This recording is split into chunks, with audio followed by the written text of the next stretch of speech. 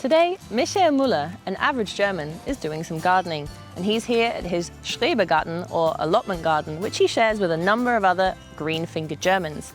But where did these little gardens come from? What do they mean for Germans? And what are the rules governing the plots? Let's find out. Gardening is the most popular hobby in Germany. In fact, more than 1 in 4 Germans frequently plant, water, rake, and work in their garden.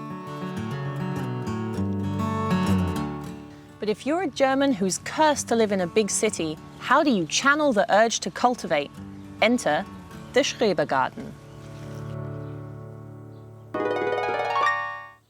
The Schrebergarten was born in the 19th century against a backdrop of industrialization, reduced urban green spaces, and chain smoking. Working-class people were encouraged to grow their own fruits and vegetables outside of cities on plots of land not suitable for anything else, which is why they're often located along railway lines and highways. Nowadays, they've become more of a hobby, or perhaps a love, a break from the urban humdrum and a place where Germans can tend to their little green oases. As a relatively new member of the garden colony, Michael is making friends with his neighbours. There are nearly 1 million Schrebergärtens in Germany. However, abundance does not mean accessibility. Waiting lists for Schrebergärtens are long. In Berlin, it's estimated in 2022 that 15,000 people were on the waiting list, and it can take up to 12 years to get a plot. So I'm filling in my application form so I can get my own little slice of heaven before I turn 50. Wait, I mean 40. Stop trying to guess my age. Although calling his Schrebergarten little would be a misnomer, the average size of an allotment in Germany is 370 square meters, with the colony itself being even bigger.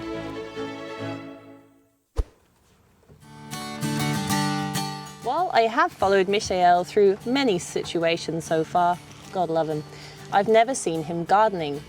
However, as half of German garden owners spend at least several times per week in the garden, I suppose it was his inevitable destiny.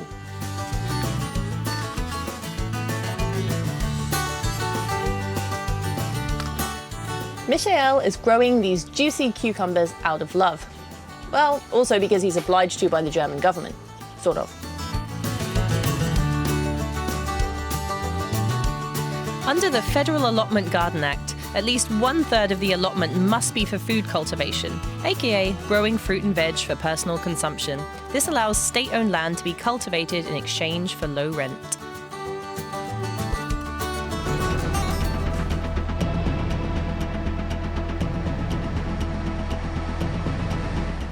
And because it's Germany, there are other rules to renting an allotment garden, which neighbour Klaus is keen to share.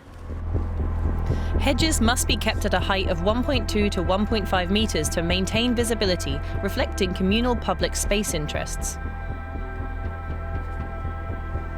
Quiet time, or Ruhezeit, is also enforced, for example, after 7 p.m. and after midday, and all day on Sunday, and public holidays. Garden structures, typically sheds, may also be a maximum size of 24 square meters, like Klaus's. After Klaus's admonishment, Michael takes revenge by eating one of Klaus's mushrooms.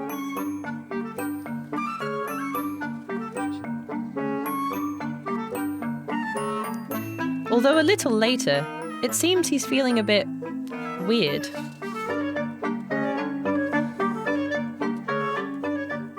Oh dear.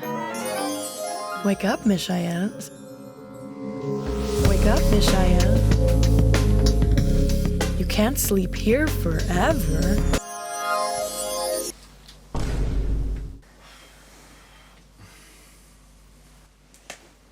It's prohibited to use your allotment structure as your permanent residency.